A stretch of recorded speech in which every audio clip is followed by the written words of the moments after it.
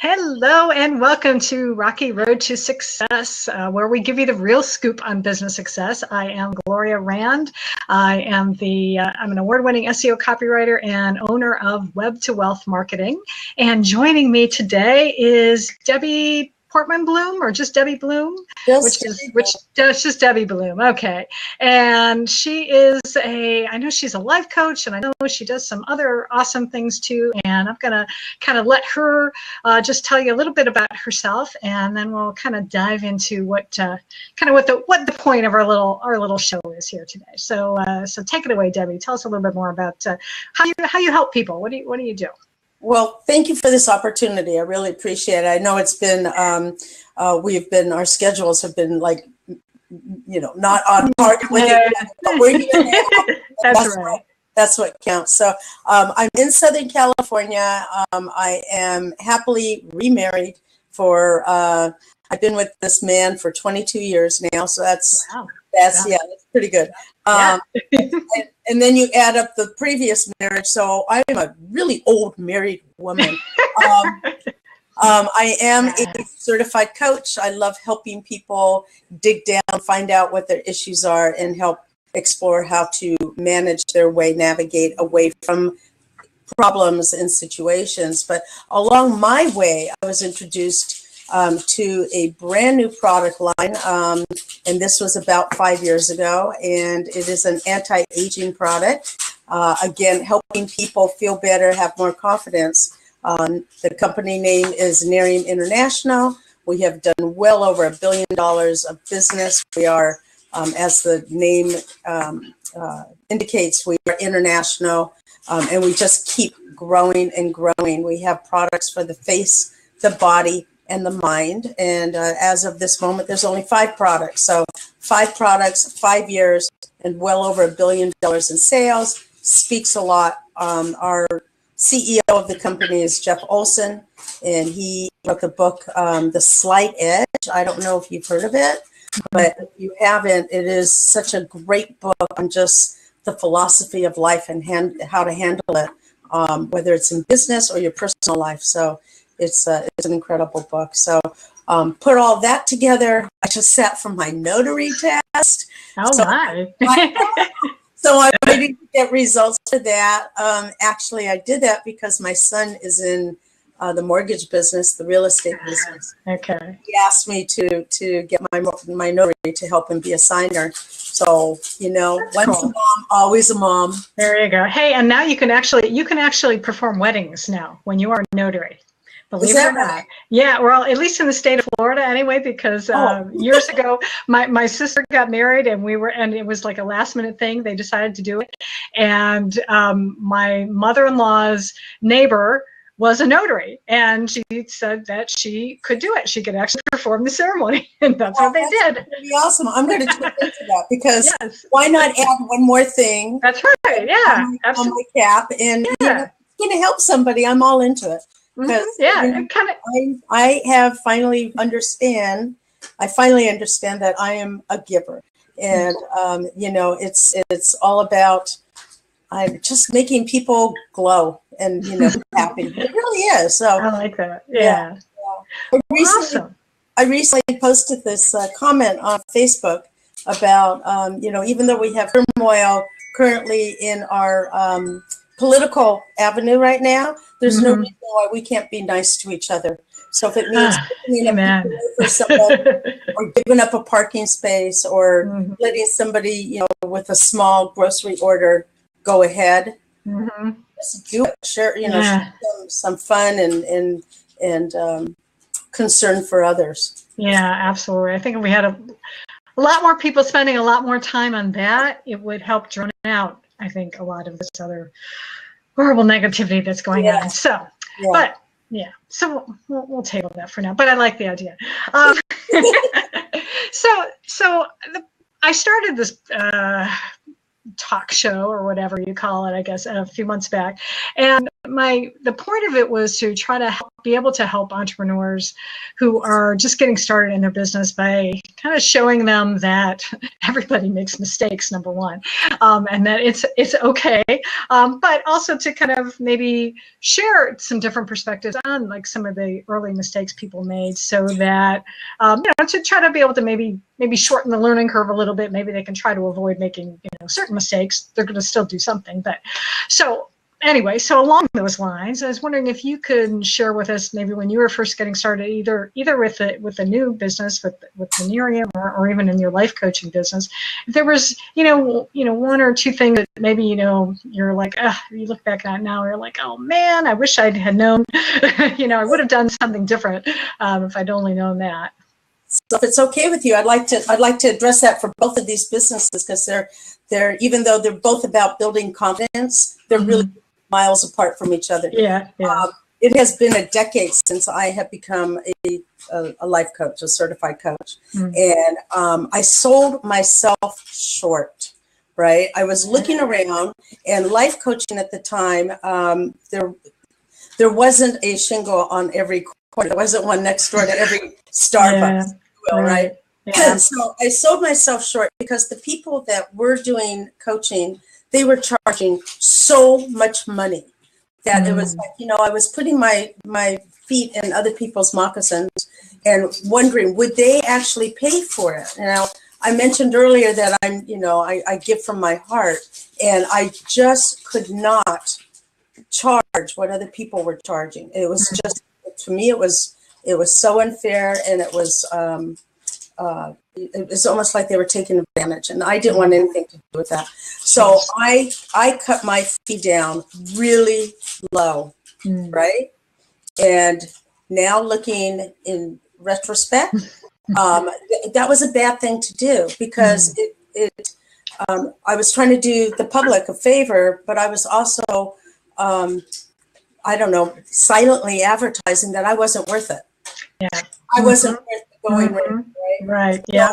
So, I would highly encourage people to analyze exactly how much time it took them to get their certification, if they bothered to do that.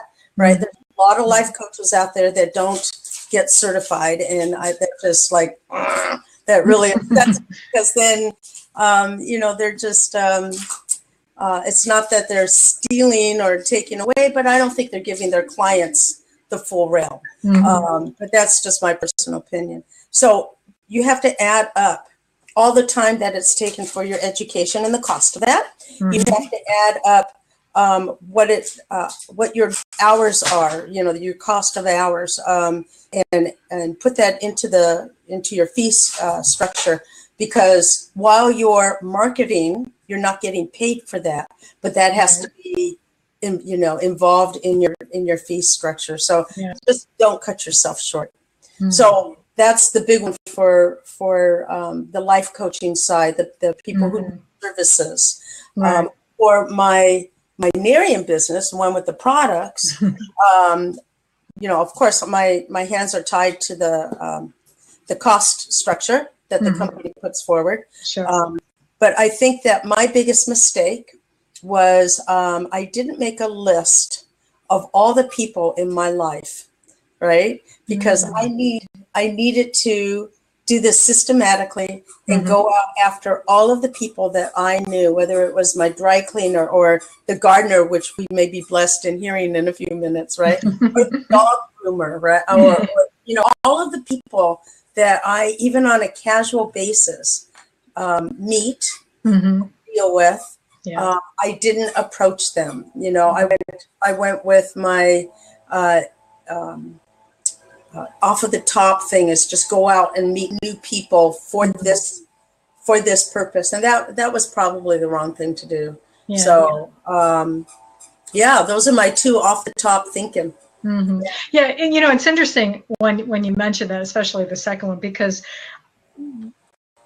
when we don't think in those terms, we really are actually doing those people a disservice, because obviously you decided to sell this product because you believe in it, and you think it's going to help people, and no matter what product or service you're selling, if you are in business and you know that, and you're going about it, you're not just in to make money, but you really are doing it as a way to be able to help other people and to be able to, help them improve their lives. By not asking them, you're really depriving them of that opportunity. Exactly. Because you know what? If the product or service resonates with me and it's something I feel very strongly about, who's to say that the lady next to me that I have been getting my nails done, for years with, wouldn't feel the same way. Right. So, yeah. So, and you just don't know unless you ask. Yeah, that's true. That's true. It's funny that we don't think that way, and I guess it is sometimes I think it's either, it's like the fear of rejection, or we just think that, well, they're not going to want that, or they're not going to be interested in it. But like you said, we don't know. You don't know until you ask. And the worst they can say is no, and then you're like, okay, well, at least I asked. Right? Yeah. So with Nerium, there's a lot of personal development that the company provides, and they encourage us to do personal development, which just rolls right into my life coaching, of course. Sure. Yeah. So one of the things that I remember, 4.5 years ago was go for the no's, right? Because the law of averages, you have to figure out. It's like for every 10 no's, you get 2 yeses or something like that. So as soon as you get through your 8 no's, the next 2 are yeses, right? So if you have that mindset of going, I want the no's, bring me a no, right? You're going to get a yes. And it is a mind. It is the way that you perceive that a no is. It doesn't mean they don't like you personally. Right. It's got nothing to do with you personally. Yeah. It's got to do with the product. It's got to do with their finances. It's got to do with their husband will kill them if they bring in another, anti-aging product, or even though these work, right? Yeah, I know. Or it's they don't feel that they're deserving of the luxury, if you will, of life coaching. Little do they know that life coaching isn't a luxury, it's a necessity, especially if you're a person in business. Yeah. Yeah. Absolutely. Yeah. So that's so true. Yeah. So when let me take you down a different road here. When you're dealing with, let's go back to like your life coaching clients. Have you found maybe some similarities in some of the, I guess maybe actually I should ask is, do you work with business owners as well? Is that some of the people that you coach, or? Yeah, actually, I work with a lot of women entrepreneurs, women who are in business, women who have maybe in a direct sales line, because that's who I network with, and so. We've developed relationships, and it goes back to that old, know, like, and trust situation. So as long as they know, like, and trust you, that's typically who I am coaching with, and a lot of referrals. So have you found that there's any common themes, maybe of some things that stumbling blocks they've run into when they've been, trying to move their business down, direction of success? Have you come across anything that you find sort of a recurring theme that you have to work with them on? You know what? One thing that always astonishes me, I don't have one of those prompts here, but here, I'll just pretend. It's really hard to pick this thing up and put it to your ear and do that follow-up call, right? That seems to be a really hard thing. And I remember there was a woman whose business started, she was doing really well, direct sales. She was doing really well. And then her business started going down the drain. And it was because she was afraid to pick up the phone and do her follow-up call and, and just ask, do you need anything else? I mean, that's a courtesy to me. So I told her to do me a favor. I asked her, actually, what would it be like if she envisioned that phone, instead of being the 2-ton piece of lead, right? If she envisioned it being a feather and picked up a feather to her head.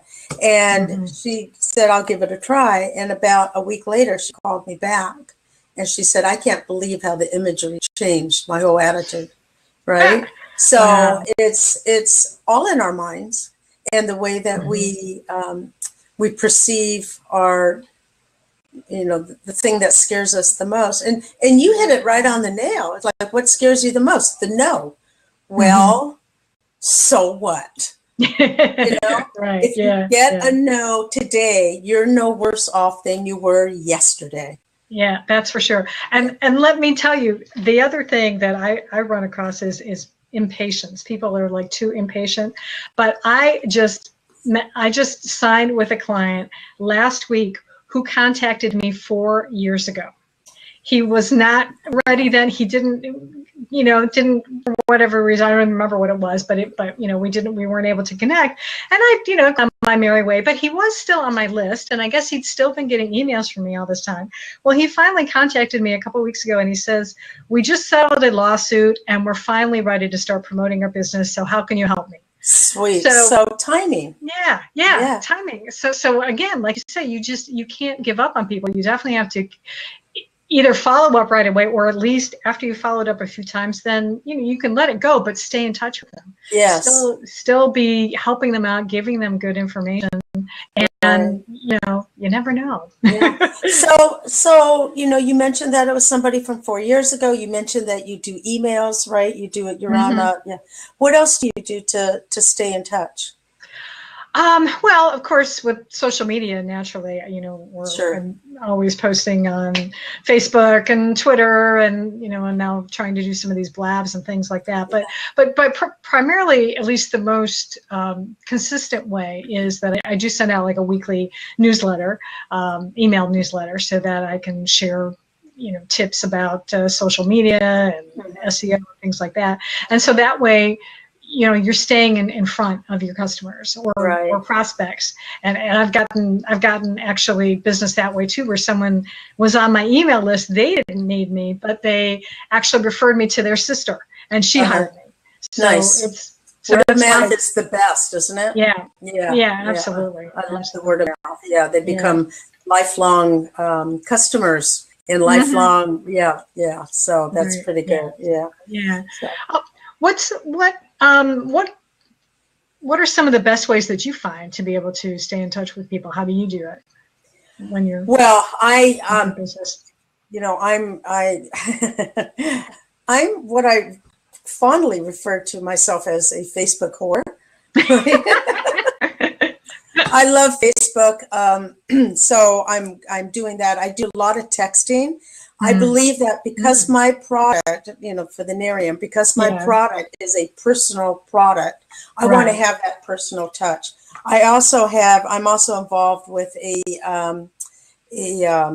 company that sends out real business, not business, greeting cards, greeting cards. So it's computer based. I go onto my computer, and I've been involved with this company for like 8 years. So I got involved right after I became a life coach, and I became a distributor of the company.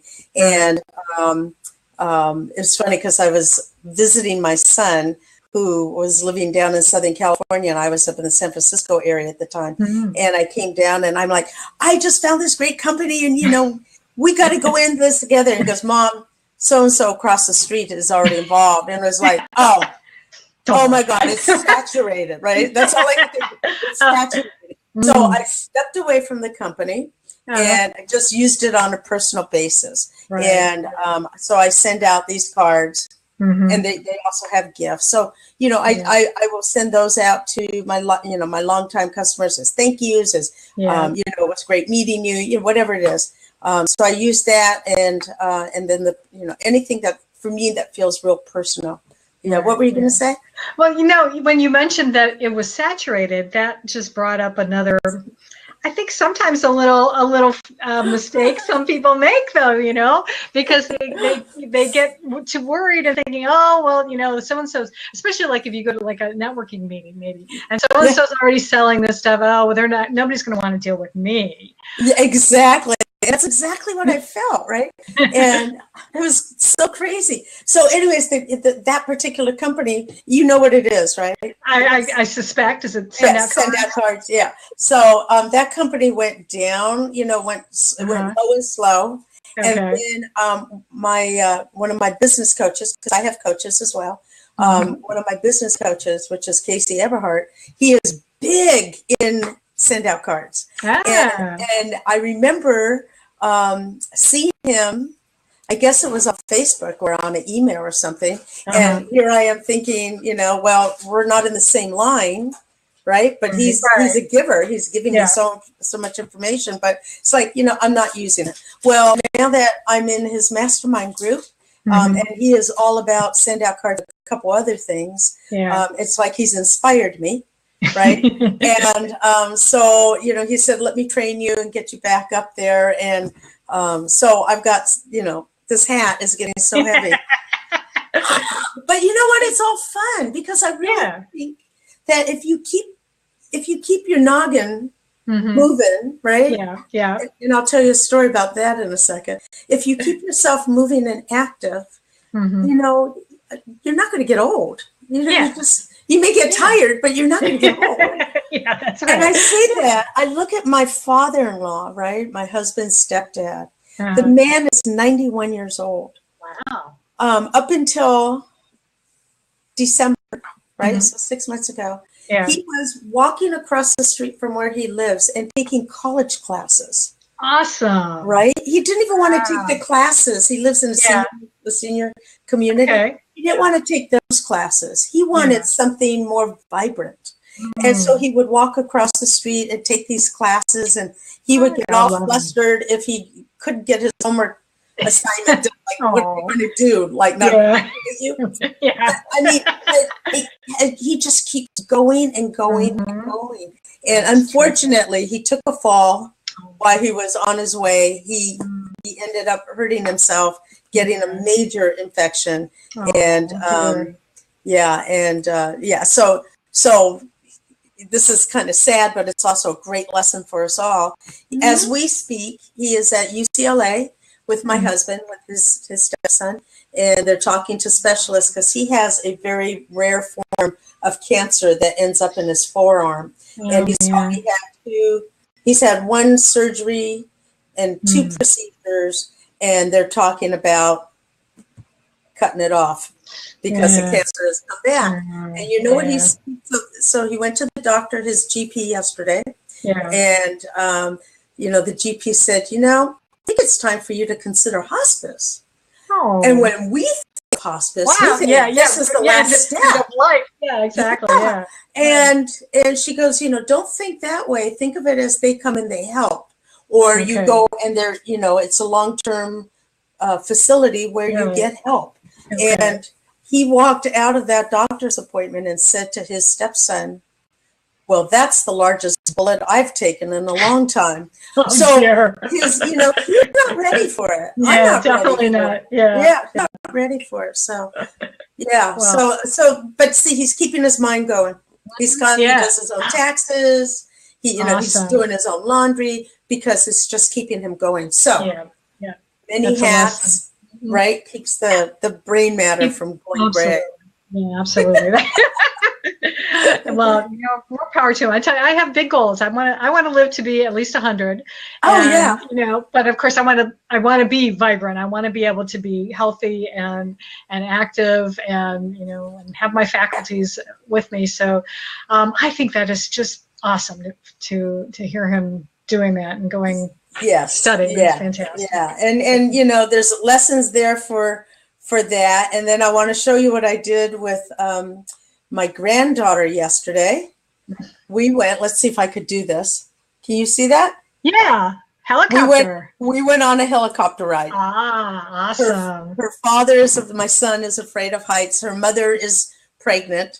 Okay. Her sister her older sister didn't want anything to do with it. And I said, this is awesome because it's just you and me. We both wanted to do it. She's 9 years old, right? Yay. And so, yeah, so we had so much fun. Just keeping young. Yeah. Yeah, absolutely. A little bit out of my comfort box, but it was great. Well, I know one of mine. I still want to do a hot air balloon ride, even though yes, that's one thing, because I actually did get to do a helicopter when I was like 7. Actually. Oh. Yeah, because we used to have this, it was called Riverview Days. At the 4th of July, we would have, the parade and all this fun stuff. And they did a helicopter ride, and we got to tour. I got to see my house from way up high. Yes, that's what and it was so cool. But so that's what I wanted to do. So you remembered it? Yeah. And who took you? My dad. My dad did. Nice. So that was a really fond memory, right? Yeah. Please say yes. Yeah. Yes. That's what I wanted with one of a few with my dad, but it was good. Yeah. See? Yeah. So I wanted to make sure that Riley and I had a fond memory. It only lasted 20 minutes. Yeah, but that's good enough. Yeah. Well, yeah, but now I think we got the bug. Uh-oh. So we live in Southern California in just below Santa Barbara, in a town, Ventura, Oxnard. And the helicopter took us north from where we live. We went north up into the hills where there is 2 iconic trees, which is ideally called 2 trees. And the reason why that these are interesting is that whole hillside had a major fire and burnt, except for these 2 trees. Oh, wow. These are the only things that existed. So they're people pay homage to the trees. Oh, sure. And it's a huge hike, but the helicopter was so much easier. And it whipped us around. That was the very far north end. And we came back down the coast, and we flew over Ventura County Fairgrounds, where our annual fair opened up yesterday. So that was pretty cool. And then all the way down the coast, probably we were going 100 miles an hour, 1,000 feet in the air, and probably went 30 miles, I would guess. Oh, wow. Nice. Over the water. We looked for some shark and very cool. And then we flew over our houses, my house and her house. Yeah. And I had my husband, he was supposed to be out taking pictures, but he didn't do that. But my son and his wife were taking pictures, waving. And we didn't see them because people are this too. Yes. Right? But now we got the itch to go not a land tour, but out to the Channel Islands where we could really see some sea life. Oh yeah, that would be awesome. Yeah. Okay. Yeah. All right. Well, it was very fun. Let's see. Yeah. Next holiday. You know what you need to do that? Because it's not cheap for 15 minutes. Yeah. My little side business. Right? This allowed me to do that. So it's important to make sure that you've got the income to take care of your fun. Yeah. Absolutely. Yeah. All right. So, well, this time has flown. But before we go, I know. But I would like to ask how can people get a hold of you if you obviously I know you're on Facebook, so would be a good place. Debe Bloom. So I'm on Facebook, I'm on Twitter, I'm on LinkedIn, but Facebook is probably the best place to find me. Or I have an app. Oh, so, you do? Yeah, I do. And you could get it in the iTunes or the Google stores. Okay. And what's it called? Debe Bloom. Oh, okay. Yeah, that made it really easy. It is. Or even my phone number, which is area code 415-713-9030. Okay, awesome. Yeah. So what does the app do? The app, it puts us in connection. There's a lot of times that I will be out and about with just my cell phone because I'm kind of like a hands-free kind of girl. And I don't carry cards. So my app does that. It has all my contact information. It talks about my life coaching business and a little bit about my Narium. Oh, cool. Very good. Yeah. Awesome. Well, you're just with it, my dear. I owe it to my coaching, my coaches. So We all need coaches, Oh, so absolutely. Yeah. got to reach up at all times. Yeah. Yeah, that's for sure. I know I'm working with one right now too. And it's Okay. amazing because number one, she's having me set goals of like, okay, here's the things you want to work on next week. So I'm making sure that I get those done, which is Excellent. Yeah. Accountability is so important. I Yeah. met with a group of women this morning and we did mind mapping, Okay. which was pretty cool too. So yeah, there's so many different modalities out there that can help us succeed. Yeah, absolutely. Yeah. Well, I thank you so much for being here, and I'm so glad we were able to get Lab to work. Yay! Yeah, me too. Feeling good about it again. So Good. yeah, so we'll look forward to connecting with you again. And until next time, this is Gloria Rand wishing you all much peace, love, and prosperity.